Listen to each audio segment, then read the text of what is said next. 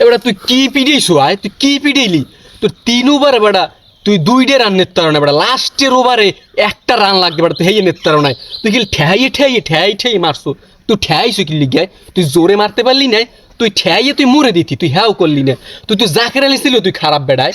এই ডাইটিয়ালার বলা, তুই কেমন কথা কই?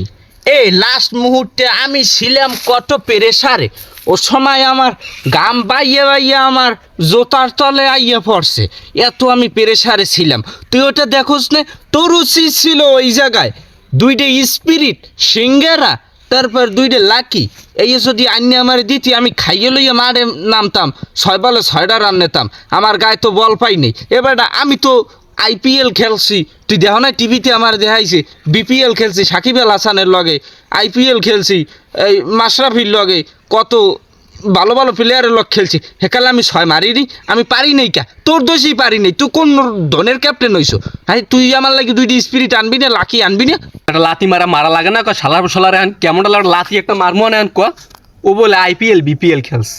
তুমি বিশ্বাস না করলে তো আমার রুম সেরা যাইবে না, আমি আইপিএল বিপিএল খেলছি। তুমি বিশ্বাস না করলে সাকিব আল হাসানের জিগে মোগো আব্বার জিগে মোগো আব্বা কইবে।